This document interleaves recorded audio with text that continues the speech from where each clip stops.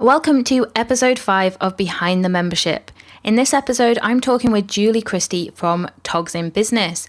And whilst Julie's membership is less than a year old, one of the things that she shares in this interview is actually how over the last few months she's been able to really narrow down who her ideal member is. And one of the things that she's actually done in order to ensure she gets that ideal member is put some extra barriers to entry in place to ensure that she only gets action takers into her membership. I love the ideas Julie has here, and I love her vision for her membership site. There's a lot of great stuff here, so let's get started. Welcome to Behind the Membership with Callie Willows. Real people, real stories, real memberships. Today I'm joined by Julie Christie from Tea Break Tog and Togs in Business. Thanks so much for joining me on the show today, Julie. Thanks for asking me. It's good to be here. It's awesome to have you here. It's great to have some more of the UK contingent representing. Absolutely. So your membership site is Togs in Business. Yep. Can you tell us to start off with just a little bit about the membership, what it offers, who it's for?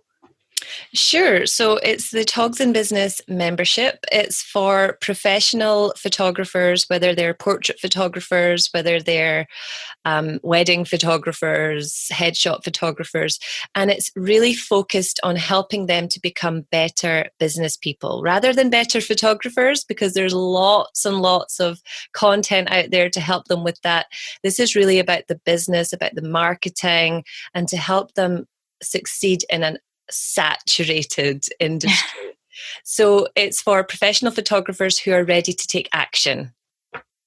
Awesome. Yeah, I love that you're focusing on that business side of it, because as you said, the actual photography side, there's so much out there, but it's very different being a photographer and running a successful business. So that's it. I think a lot of people now, and I was the same, you start a photography business almost overnight because it's quite accessible now.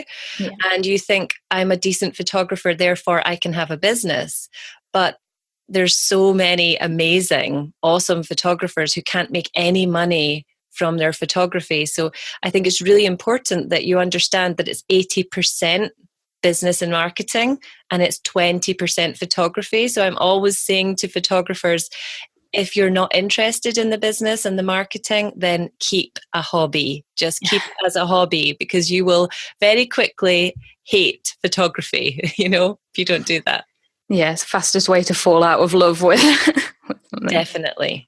Cool. So was your background in business before you did photography, or did the business side of things come from running your own photography business? Yeah, I was the worst business person possibly in the world. I was a teacher before I was a photographer, and I fell into photography because I was desperate. Basically, we moved home, we moved across the country, and I didn't have a job, and we couldn't lose my income at that point at all.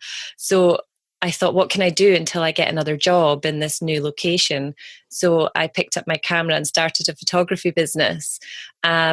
So the business side of things it was a very steep learning curve for me.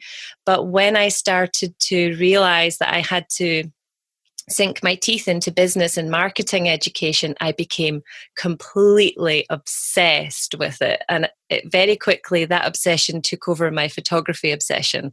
I became so engrossed in how to market my business well, how to reach more of the right people.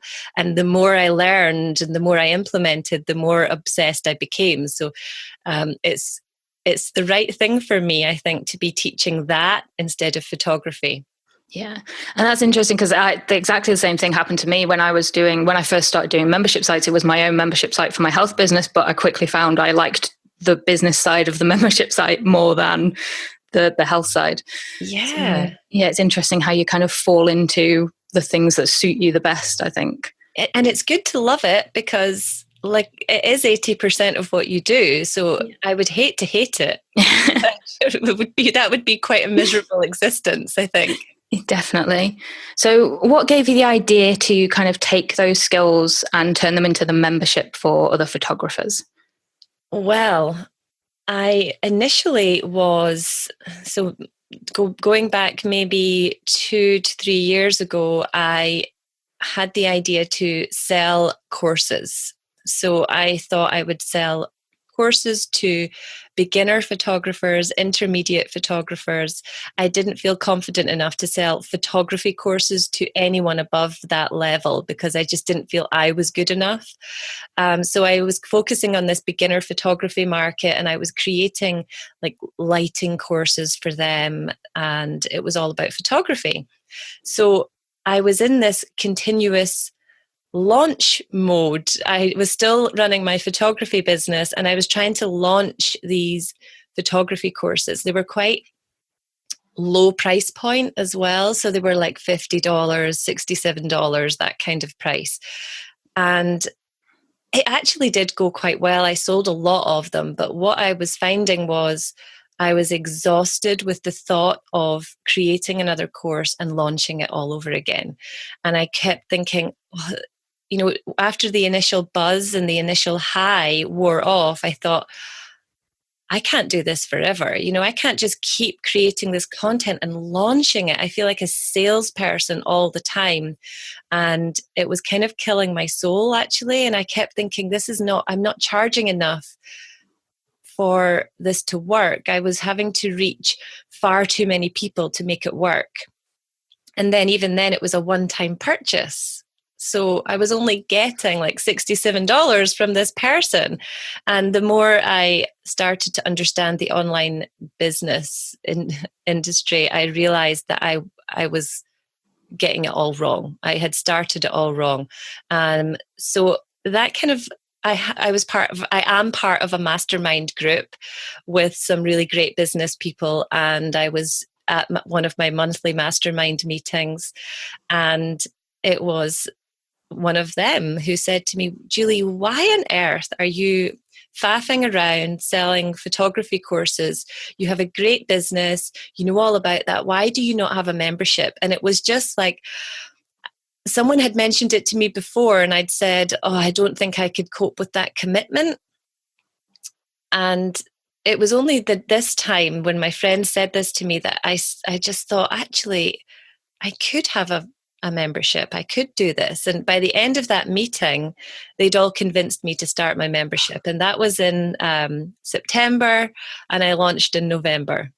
Oh, wow. So it was a really quick turnaround time there then. It was. Well, thanks to the membership academy, the Membersite Academy, because I literally just came home that night and I immediately joined Membersite Academy because I knew I wanted to do this quickly. So I knew I couldn't do it. I didn't want to make all those mistakes, you know, and I just wanted to learn from people who'd done it before and who'd made all the mistakes so that I could just fast track it a little bit. So that's the only reason I was able to launch so quickly.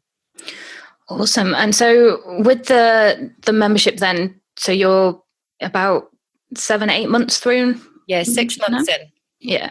So has anything surprised you about being a membership site owner so far? Yes.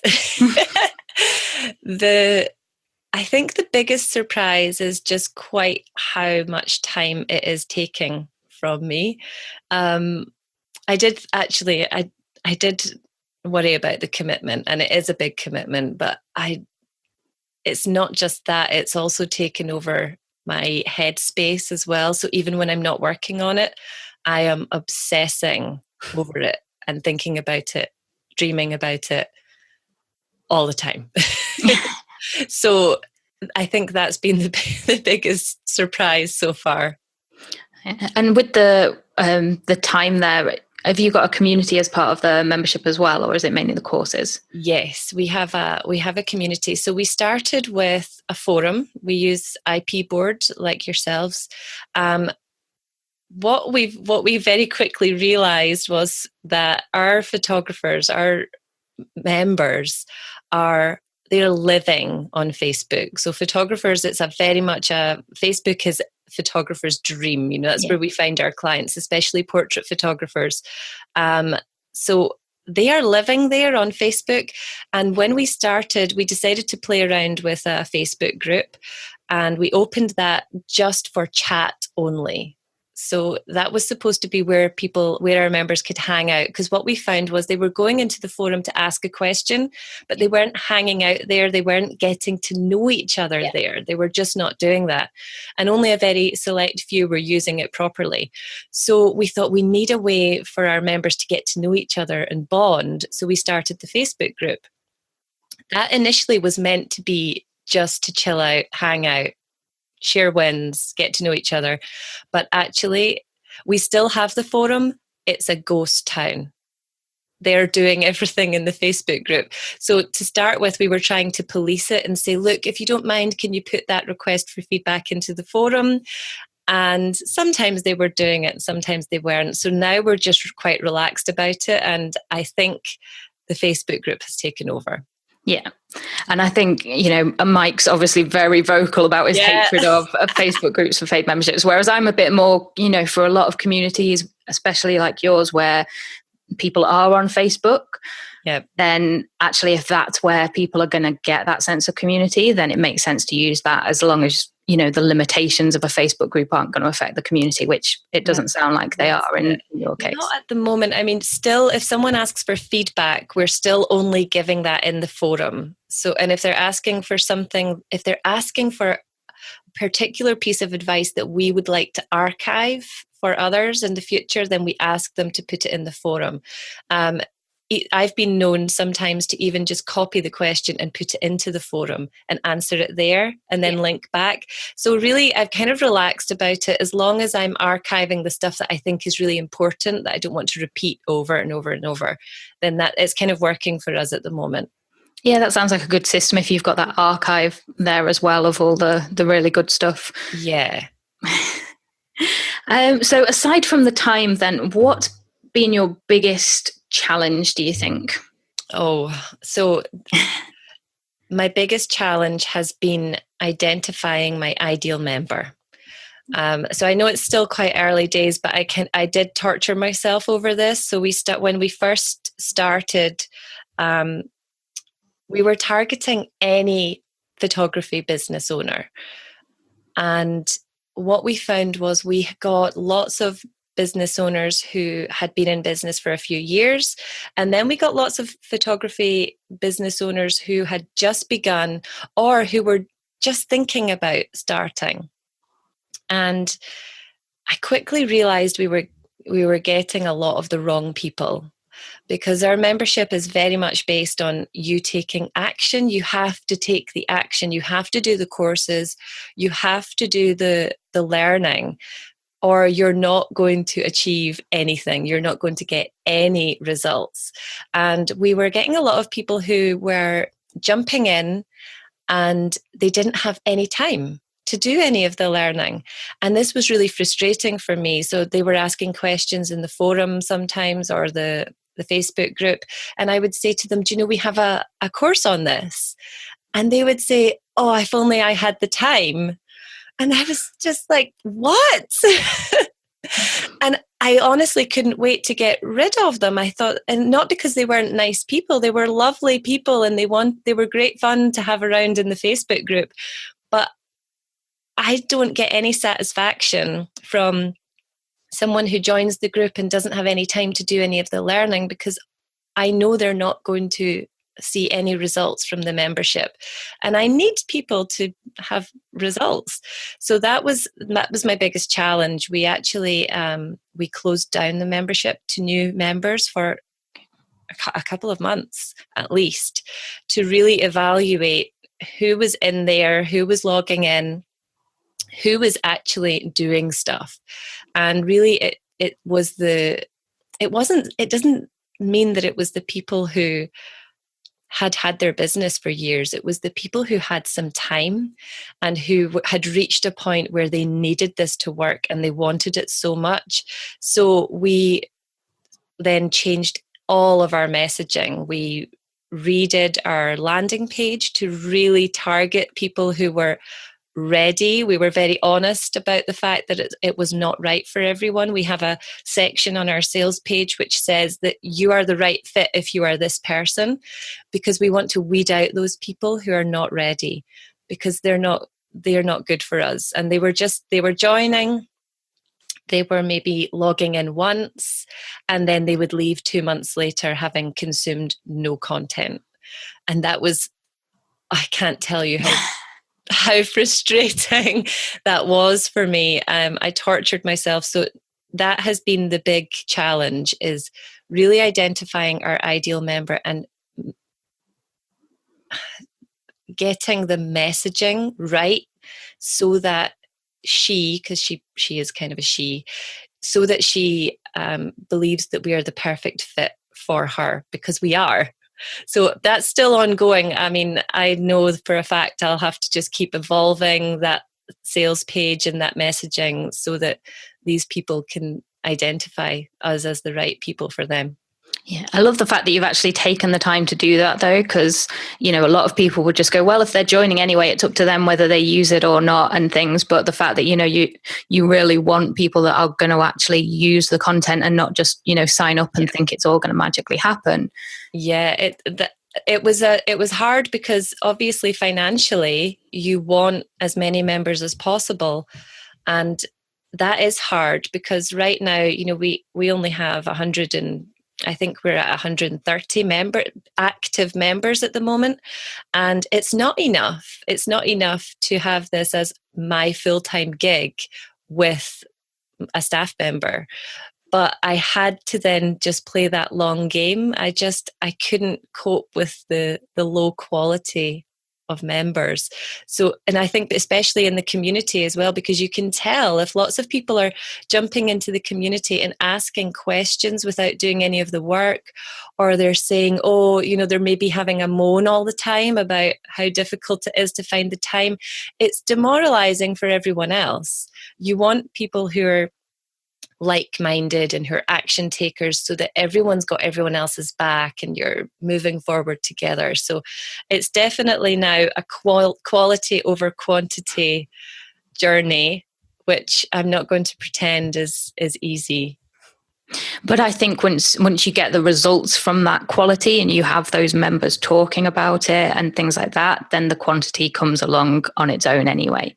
Yeah, that tipping point. I'm waiting for that tipping point, Callie. I believe it's going to come. I do. And I know it's early days. It's just, sometimes you have those days where you think, I really need more members, so maybe I should do this frantic marketing campaign. But then I remember that I do remember the vision, and I have the vision on display. So I'm constantly reminding myself of that, so that during those low days where the motivation is low, you refer to it and then fire yourself up again. Yeah, keep on course. Yes. Yeah. So is the membership site, you mentioned that you closed it for a while, is it open all the time now, or are you opening and closing? It's open all the time, but it is by application only now. Okay. But it is open all the time. So what's the application process? Is that so you can make sure that they're a fit, or? Yes. So this was all part of finding our ideal member, and what I've decided, and I'm trying it, so it might be that I change it again, but I decided that I would prefer to have members who are not put off by a small obstacle. So I have got this hugely long sales page, and that's deliberate because I want people who are willing to go and read through that whole thing and really, watch the videos. And I think if they've taken the time to read that, then they're really interested and they're ready. And then if they then take the time to fill out the application form, then that's another sign that they are really ready to take action. I think those who are maybe put off by that, or who put it aside for another time, they're probably not the right member for us. So it's actually putting an obstacle in the way, but it's on purpose. But also when they fill that in, there's questions in there that help me understand if they're going to be a good fit. So for example, someone got in touch just yesterday, and I said no to them in a very nice way, but they had very little time to dedicate. One of the questions is, how much time do you have to dedicate to your business? And they had next to none. But also they were interested in a type of photography business that is not really my area of expertise. So we will say no to people. I think that kind of integrity works really well for you as well, though. And especially, people that you turn away because maybe they haven't got enough time and things, they'll remember that and come back when actually they are in a position to put that time in. Absolutely, because that's what we will always say is, if ever your circumstances do change and you have more time or you feel more ready, then we're here for you. And, at least they're on my email list. Yeah. Cool. So if that's kind of been a little bit about the challenges you've had, what's been your favorite part or your highlight of the membership so far? Oh, without a doubt, the forming relationships with our members. That I don't think I could do this without a community. The community is everything to me. That's my favorite part, is watching the members themselves form relationships and bonds, becoming actual friends, not face-to-face friends, but real virtual online friends who can't wait to meet up with each other, seeing their wins inside the community, really being able to help them with their challenges and their problems. I don't think I could have a membership site that was just content only with no community. That is my standout favorite part. Yeah, I love the community aspect as well. And I think with what you were saying before about those days when you've kind of got that little doubt or that kind of, it needs to be growing quicker. I think the community is one of the best ways to kind of pull yourself out of that and to see, but all these people are connecting because of this and getting results and things like that. So it's a great thing, the community, for both you and your members, I think. Definitely. It's wonderful, actually. It's a real pick-me-up. Sometimes it's a bit overwhelming. You maybe log in and you think, oh my God, I'm going to be here for 2 hours answering stuff. But you feel great afterwards. You feel really on top of the world. I love that. Awesome. So let's shift gears a bit now and talk about what you're doing to actually grow the membership. So you mentioned the application process and that you've kind of niched down who you're looking for. But what's one thing that's working really well for you in terms of getting people actually to the membership in the first place? So we're pretty much solely focused on content marketing to raise awareness of the membership. But out of all the content, I really need to work on this a little bit better. I need to understand what's bringing in the most members in terms of YouTube and the blog, etc. But what I do know for a fact is that the most members have come in via webinars. So since the initial launch, that is. So the initial launch was via email, but since then the most members have come in via my webinars. I was doing webinars before I had a membership site, so I kind of cut my teeth already on photography webinars. So I've shifted to photography business webinars using Easy Webinar, and I love webinars. I think that's just such an amazing way to give your potential members a taste of what your education is like. A YouTube video is 5 minutes. A Facebook group it's little interactions here and there, and a webinar is like an hour with you where you can give them something really valuable to take away. And if they love it and they get something from that, then why would they not look into your membership? So our webinars have been our biggest winners so far. I don't think I'll ever stop doing webinars. Awesome. So are these live webinars that you're doing? So I do them live and then I shove them into an automated process. So I always do them live to get an idea of the questions that come in and just to get that live response to them so that I can then make some tweaks, and then they're automated after that using Easy Webinar. Oh, cool. So are you running them on a monthly kind of basis, or are you just using the automated ones on a general ongoing basis? we're on our second webinar. So our first one lasted a couple of months until it started to fatigue a little bit, and so we've just launched our second one. So it just runs in the background basically on its own. After the initial live one, it just runs on its own. But I think what I'd like to do is have 4 webinars that just rotate. So, maybe I'll do 3 months of one and then move to the next one and the next one. And then it just starts again, because you're always going to reach a new audience with it, aren't you? Yeah, I think, you have the people that say if you're putting the same content out, then it kind of loses effect. But actually, if you're doing it with breaks into it, you'll get people the next time round that never saw it the first time and things. Definitely. Cool. So I like that, because a lot of people say that webinars aren't really effective anymore, but I think it completely depends on your audience. Yeah, I think people are definitely becoming a bit, what's that word? Jaded with webinars. I think especially in the States, where they've been subjected to the whole webinar thing for a lot longer than us. And the high pitch webinars as well. Yeah. And because of my new focus, my new ideal member, this webinars going forward have very little sales in them, because I'm not trying to snag everyone and anyone. I really want that right person. So there's no offer, there's no time limit or countdown. It's just value. And then at the end, by the way, we have a membership. It's by application only. If you've watched until the end of this webinar, then you're probably a really good fit for this membership. So, we invite people to apply, but there's not this big sales pitch, which I used to do with my old webinars. Cool. I like that. And so once somebody's in the membership, then what do you do to keep them coming back for more?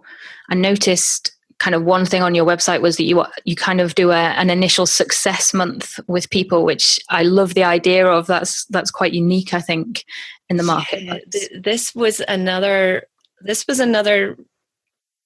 issue that I was getting frustrated with. Was there were 2 courses in the membership that I felt were vital for everyone to do.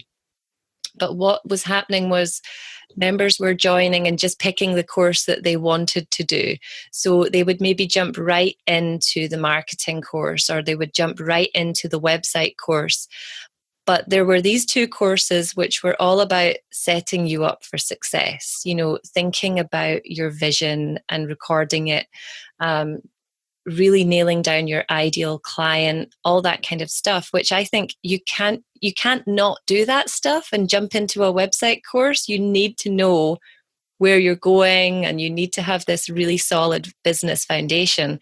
So what we did was we refined the messaging and said that if you want to join, you have to commit to Success Month, which is 12 lessons over your first month as a member. And we tell them how long it's going to take. It's probably going to take about 18 hours of your time in 1 month. And if you can't commit to 18 hours in 1 month, this membership is not for you. So please don't join. So when they join, what I have to figure out is how I can really encourage them to actually complete it. I asked Mike that inside the forum, actually, and he gave me some really good ideas about a landing page that new members can be taken to for a certain amount of time. Yeah. So I'm going to set that up. But right now it's really via email. I'm emailing them saying, so how are you getting on with Success Month? Success Month is vital. And that I had to introduce that, or I was going to just get more and more frustrated, because people were asking questions and I kept saying, well, you kind of really need to go back and do that course. So now it's almost compulsory. I can't actually sit with them and make them do it, but I'm going to try my best. Yeah, and I think if you're putting everything in their path to start them on the right track, if they still ignore that and want to go off and do the shiny instead, then there's only so much you can do. But I love that you're kind of putting that in place as a, this is what's going to put you on the right track. If you do this first, that's going to increase your success. And if they do that, if they actually do spend their first month doing that, then they're going to have lots of success with the other courses, and they're going to be very likely to stick around because they will have had so many light bulb moments during that first month. So it's a retention thing too. Yeah. And are you finding that it is helping with retention? It's quite early days with Success Month, so I couldn't say yet. I hope so. I'll let you know. It sounds like, because I think with all the pre-framing that you do beforehand and you tell them how much time it's going to take and things, so it's not like joining the site and then surprise, we want you to do all of this. You're kind of, you're framing it very well, I think. Yeah. So I think if they don't do it, if they don't do Success Month in that first month, they're probably not going to stay around. If they don't have 18 hours to commit in 1 month to the success of their business, they're probably not the right fit for the membership, because that's what it takes, Yeah. That's what it takes. Cool. So let's talk about life as a membership site owner now. What does a typical day look like for you now you've got the membership? So a typical day is sitting in front of my computer, creating. I've never created so much content in my life. It's content all the time. And I'm willing to spend all this time creating content at the moment because I know that it's going to ease off in the future. Right now, I'm trying to get as many great courses in there as possible so that I have something to refer members to for almost every question they have. That's my aim. And I'm a long way away from that. But also I want to get to a point where I can collaborate with others and they can help me to create the content, which I'm not at that stage yet. So it's in the mornings, I wake up really early and I do as much content creation as I possibly can in the morning, because my willpower for content in the afternoon is zero. I can't sit down and write stuff in the afternoon. So in the morning, I'll spend like a week doing course content. The next week I'll do free content. I'll do all my YouTube video scripts, podcast, maybe work on a webinar. And then the next week might be like live event preparation and quick win tutorials. And then the week after that might be, lead magnets, webinar content, all that kind of stuff. And then in the afternoons, it's basically recording, jumping into the community, Facebook Lives, doing some education myself, some learning and education myself. But I'm spending a lot of time in the community. I'm jumping in there 2 or 3 times a day to engage. Awesome. And do you have a team helping you, or is it just you? I have my amazing, she used to be my studio manager in my photography business, Fiona. She's now, you could call her the community manager, I suppose. She does everything that would get in the way of me creating content. So all the stuff, yeah, putting it all on the website, she does all of that. So I create it and she then takes care of getting it online, which you know what it's like. It can take ages.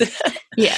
And by the time you've got, if you've got YouTube stuff to go up onto YouTube and onto the blog, and Facebook Lives to be repurposed and put on YouTube and onto the blog, and all the stuff from the membership, the actual paid content has to go into the membership along with text and your SEO and your graphics. I can't believe how long all that stuff takes. So Fiona does all of that stuff, but she also looks after our members. So she doesn't so much give them photography business advice. That I kind of do all that stuff, but she takes care of everything else. So, if people need just someone to listen to them, or any members having any technical problems or anything like that. So she takes care of the email and things like that too. Awesome. Definitely sounds like a good person to have on board. She's amazing. Yeah. I meant to ask, actually, do you do any live calls or anything as part of the membership? Yeah, so we do 2 a month. One, quite like yourself. In fact, just like yourself, I basically stole all your ideas. We do a live mastermind call. So we'll take maybe 3 or 4 questions around one subject. So we kind of narrowed it down. We used to do just open Q&A, but we found if we give it a subject, we were getting better questions. So we narrow it down to a subject each month. We take maybe 3 or 4 questions and we dive deep into those questions. Sometimes we maybe just focus on 2 and we do a hot seat situation with one of the members. I love those calls. And then we do a live training event as well. But so far, they've mainly been with an expert outside of the membership. So someone who maybe has a link to the industry, who has some kind of, there's a benefit of them reaching a new audience. They've been great too. Awesome. So, okay, the Togs in Business is still quite young. So this might not be too difficult or might be quite difficult depending on how you look at it. But if you were going back to the beginning when you first launched in November, if you could start again, what's one thing you would do differently? Nothing. Nothing. That's actually really nice to hear. I wouldn't do anything differently. I've made loads of mistakes, but I simply would not be here knowing my ideal client so well, knowing where I want to go if I hadn't made those mistakes. So yeah, I've reached a point with my business where I no longer worry about making mistakes, and I want to make them because I just leap forward every single time. Whereas if you'd asked me 2 years ago, I used to hate myself for every mistake I made, but now I'm just willing to make them because it just gets you so much further. So I really wouldn't change anything at all. I love that. And I agree with you. I think often you learn the most from your mistakes, and it kind of maybe shows you what you should be doing instead, more so than just doing everything right initially. So what does the future hold then? What's next for you and the membership? What would you like the next 12 months to kind of look like? I would love to have 600 members. That would be amazing. But the big vision is to have the right members. It's definitely my absolute focus right now is the quality of the members, collecting as many of their stories as possible, the ones who are active and doing the work, and really just reaching that tipping point where we are unmissable in the industry, but keeping that integrity. So I just want to keep that vision of the right members doing the right work, taking the right action. I don't want to take money from anyone who is not going to get anything from this membership. So keeping that integrity, focusing on quality, not quantity. But even then, I still have to have a number, that that I'm striving towards. I was speaking to someone, my friend Chris, who you also know, Chris Marr from the Content Marketing Academy, and I'm a member of his membership.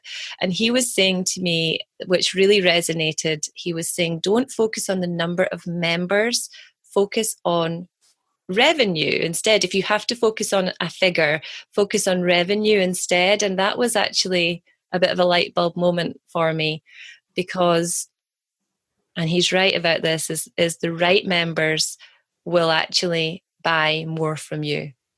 So it doesn't have to be quantity of members, it can be what they're buying from you. So there's like you guys have your extra level of membership, don't you? And so that's something I need to think about as well, maybe putting a number on the amount of money rather than the number of members.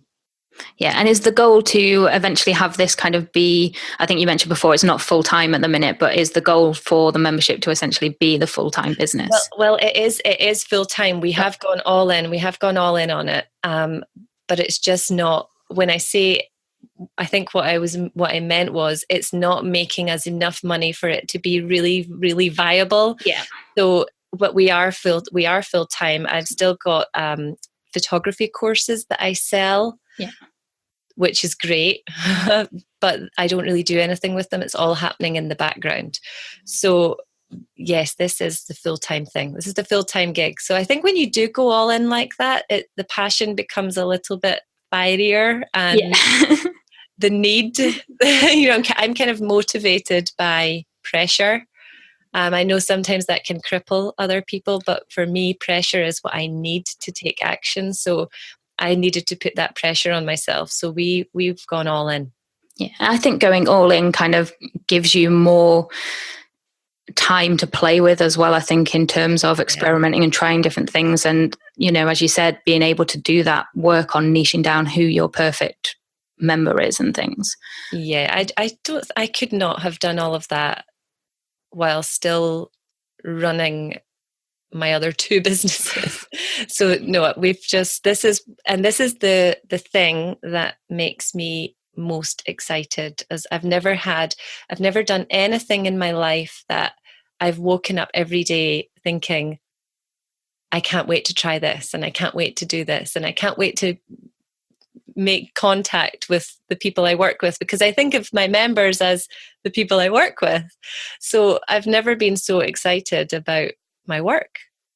So it just awesome. makes sense to go all in on something you love, doesn't it? Yeah, I think that's awesome that it's something you love so much as well. Definitely. So I think just before we go, if anyone's listening and they're like, I'm a photographer, I would love to see more about this, or even they just want to check out your membership, where can people connect with you? They can connect with me via the website, which is just togsinbusiness.com. So that's a free website with lots of free content there. But the main place they can connect with me is on Facebook. So we have a free Facebook community called Togs in Business Mastermind. And that would be the best place to find me if they're a professional photographer, they're looking to connect with other like-minded professionals, and they could get a real flavour for everything before they even think about membership. Awesome. I'll put the link to the Facebook group in the show notes for this as well. Thanks, Callie. Make it easy. So that's awesome. It's been great talking with you and hearing a bit more about the membership. I love that, you've got so much integrity behind it there, and you're so much about the quality and wanting those people that are going to take action. I think that's really great, and it's really nice to see, because that's something that so many people don't really think about or put things in place for. So that's been interesting, and I'm really looking forward to seeing your progress. Great things ahead for you, I think. Me too. But really all thanks to, and I'm not just saying that, it is very much down to my membership with Membersite Academy. And I think if you've got a membership and you want people to join your membership, then you have to be members of other memberships. If you're not willing to be a consumer of membership sites, and what better one to join than one that's focused on memberships? So it's just been amazing for me. So I have to thank you guys as well.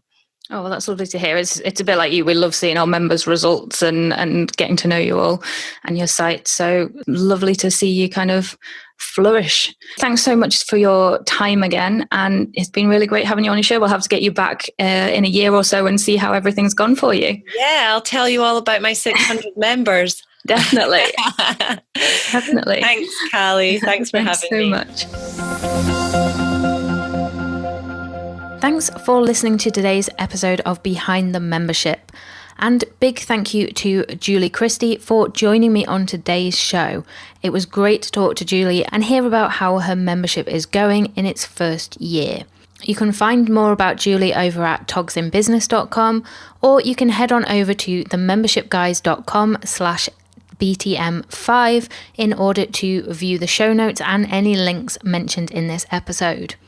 I'd also love it if you headed on over to our free Facebook group at talkmemberships.com to let me know what you thought of this episode. Thanks for listening, and I will see you next time. If you've enjoyed today's episode of Behind the Membership, we invite you to check out the membersiteacademy.com. The Membersite Academy is the essential resource for anyone at any stage of starting, growing, and running a membership website. So whether you're still figuring out what your idea is going to be, or whether your website is already up and running and you're just looking for ways to grow it and attract new members, then the Member Site Academy can help you to get to the next level. With our extensive course library, monthly training, exclusive member-only discounts, perks and tools, and a supportive, active community to help you along the way with feedback, encouragement and advice, the Member Site Academy is the perfect place to be for anyone looking to start, manage and grow a successful membership website. So check it out at membersiteacademy.com.